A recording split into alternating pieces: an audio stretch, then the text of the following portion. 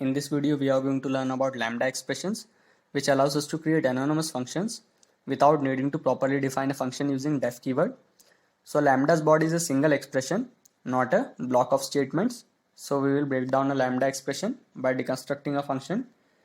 For example, we take a example of square of numbers. So I am going to define a function named square and argument will be num, and then I will write result equals num of star 2. So this will do the square and then return the result. I will print the square of, let's say, 2. So when I print it, it will give 4. So if I want to reduce the line, I will simply delete this line and just return num star 2. So this will give the same output as 4. Now if still I want to reduce the line, I will make it like this and this will give the same output. Now let's see how lambda expression is useful. So I am going to write square of num equals, I am going to write lambda and then num of num star 2, and I'll just print the square of num and then I will write 4. So let's see, the square of 4 is 16, so it is giving the same output. So you can see in a single expression we have done the square of number. So let's take another example of even number. It will check whether the number is even or not. So let's write even equals to lambda and then I'll write x and then x percentage 2 equals 0. So it will check if the remainder is 0, it is an even number. So I'll print even of 3. So let's see the output. So it's saying it's false, it's not even. So let's say I'm going to write 6 and then I'll print it. It is saying it is true. Now let's take another example by just printing the first character of the string. So I'm going to write first of equals and then lambda and then let's say s and then s of 0. So this will return the zeroth character, that is the first character, and then I'm going to print the first of, let's say, hello. So it will print the value of first character, that is h. So now let's take another example of reversing a string. So let's say reverse rev equals lambda, then I'm going to write s of s then -1. So it will reverse the string. So let's print reverse of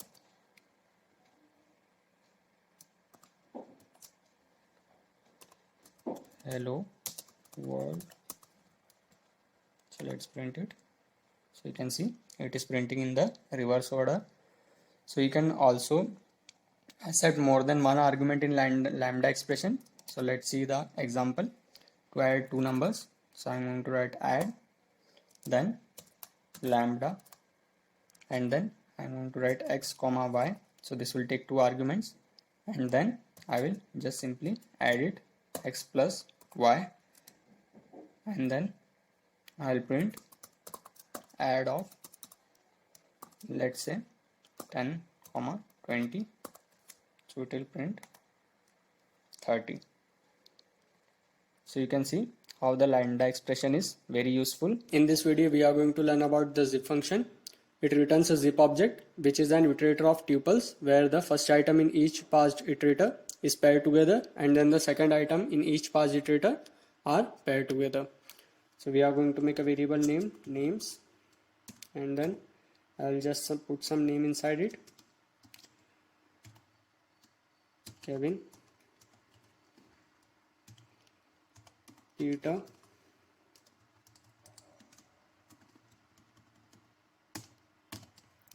Thomas, and then Tom. I'll put the another name of the variable as comps, and inside that I will just put some computer names like Dell,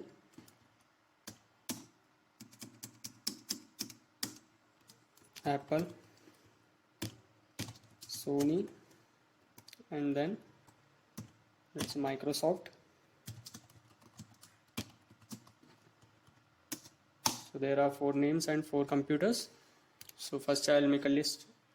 So zipped equals list, and then I'll zip the names and comps. So let me print it. Print zipped. So let's see the output. So you can see everything is paired. So if there is an duplicate item, you can use set also. So let me add a duplicate named Peter, and then Apple. So let me put a next line over here. Again zipped.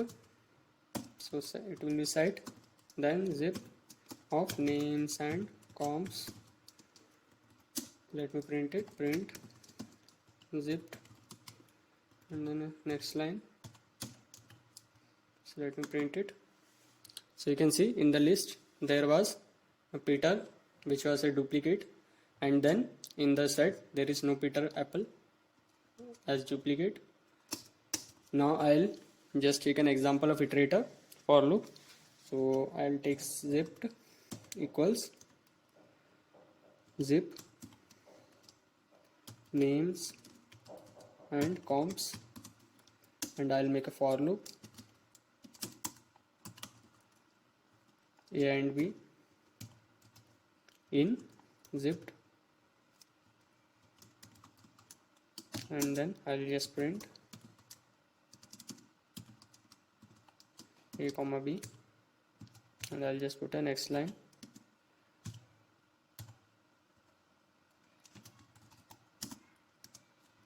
So let's print the output. So you can see the output. In this video we are going to learn about the map function.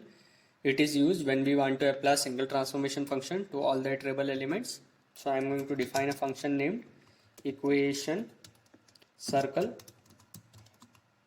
and then the arguments will be x, y, and radius r, and we will return x square plus y square, then minus r square.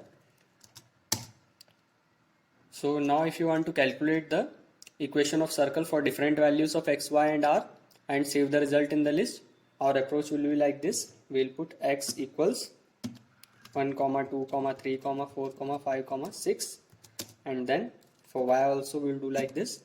We will put different values 2, 3, 4, 5, 6, and then 7, and for r also we will do like the same. Let's put any value 1, 1, 3, 3, and 4 and 5. Now we'll make a empty list equation equals just empty list, and then we'll put a for loop for a, b, and c in zip, and then we'll put the value of x, y, and r. Now we'll make a variable name output, and then we'll call the equation circle equation underscore circle, and then we'll put a, b, and c. Now we'll append this value of output to the equation list, equation dot append, and then we will just put the output. Now let's print the equation,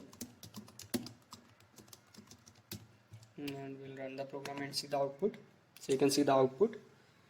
First it is giving 1 square plus 2 square, that is 5.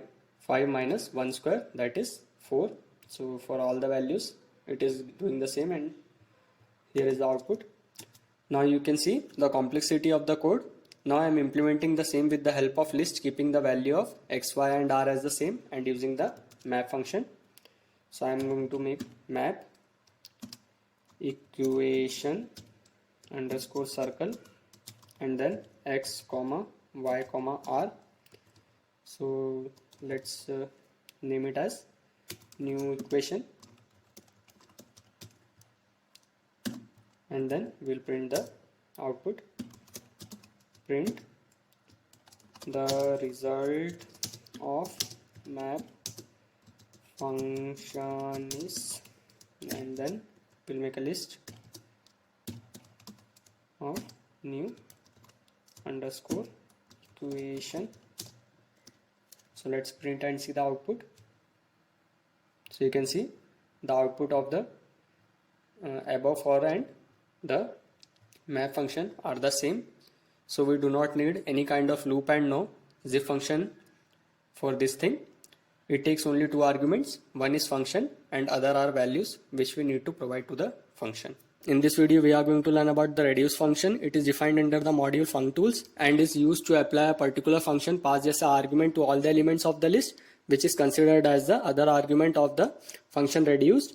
So we will take the example of a program which will multiply every element of the list by its previous element, and resultant element is multiplied by the next element of the list.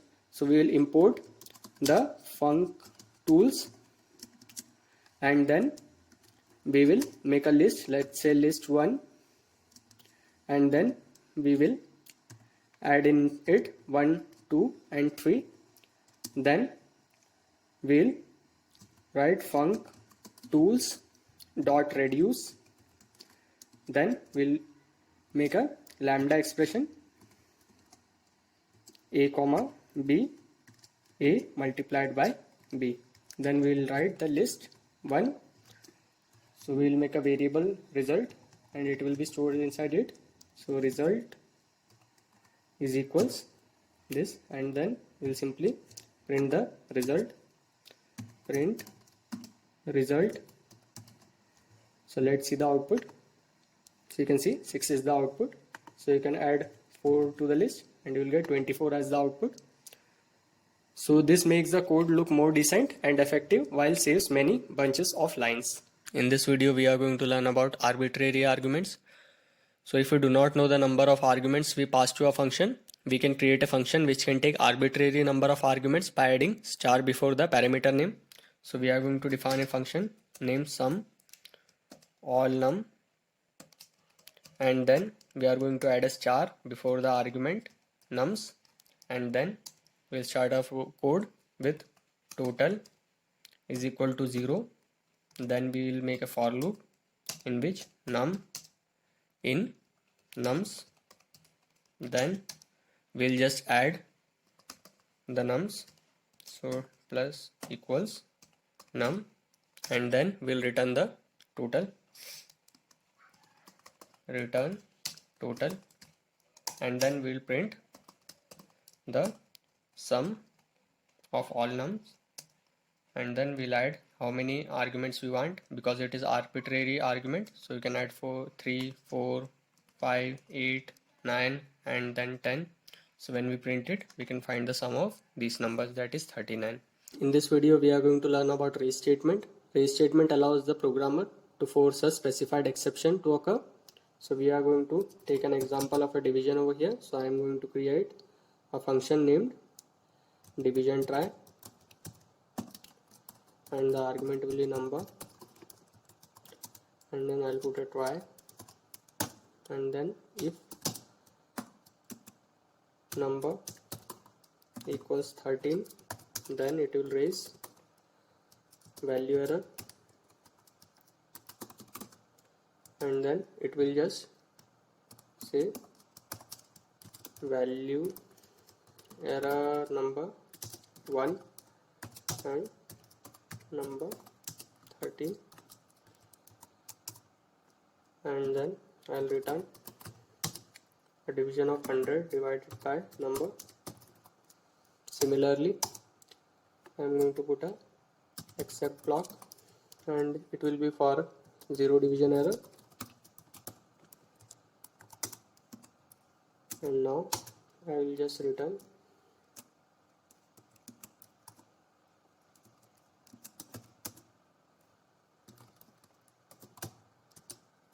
zero division error.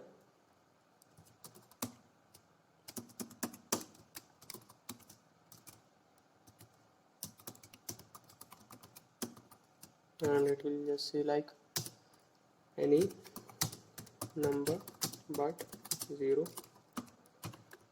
Now I'll put another except, and it will be for type error.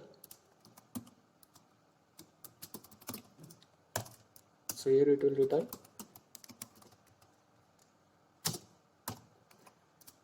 type error failed to divide by numerical value. So it will be printed when it will be a string, and then I'll put another except, it will be value error,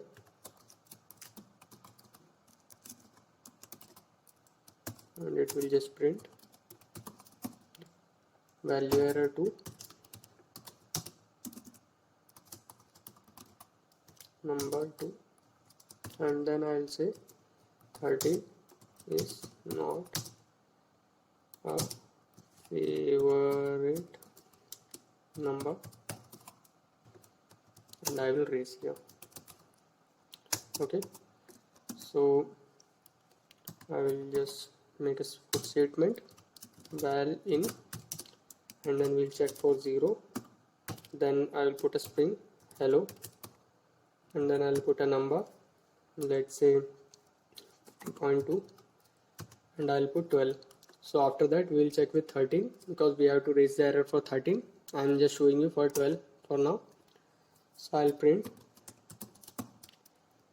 testing, and then percentages,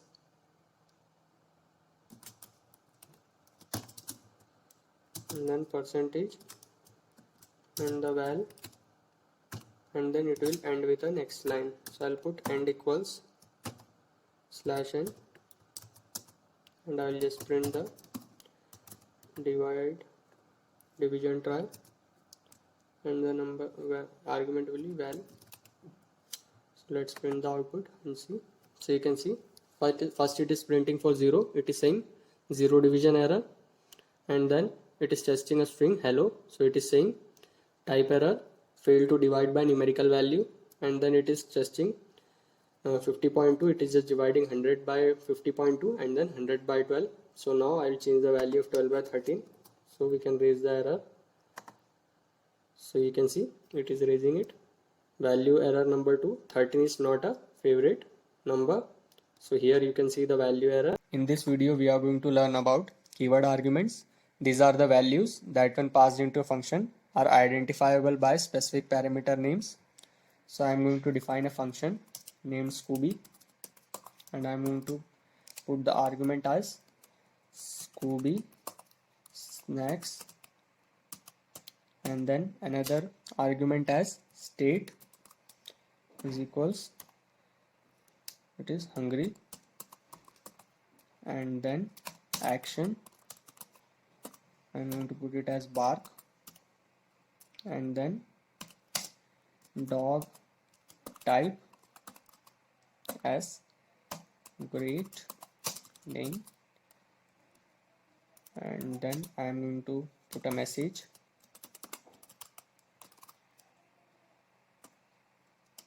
I'll say Scooby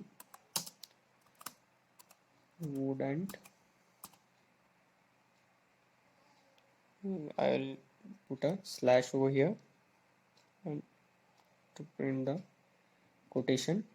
So I am giving a slash and then T wouldn't, and I'll say bark. So bark is the action, so I'll put the action plus, and finally I'm going to put a comma, and I'm going to add more message plus equals, let's say he loves to eat, and then plus I'm going to convert the integer to string, so I'm going to put Scooby snacks, and then I'm going to put a full stop. So for that I'm going to put Scooby snacks, then full stop. I'm going to add more message, that will be his breed is, so I'll put the dog type over here, dog type, and then I'll put a comma, and then I'll add the final message plus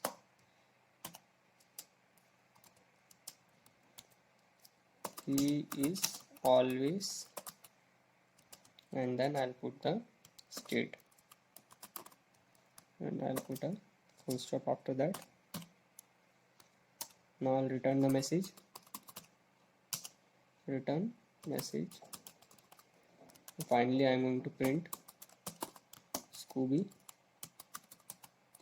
with 10. Let's print it and see the output. So it is saying Scooby snacks is not defined. Scooby snacks. So I have given the name here as wrong. Let's print it again. So it says Scooby wouldn't bark. He loves to eat 10 Scooby snacks. His breed is Great Dane. He is always hungry. So if I want to change the arguments over here, so I can override it by, let's say I'm going to change the state as sleepy. So let's print it. I have to put the quotation marks, and then print it, run it. So you can see the last line, he is always sleepy, it is changed.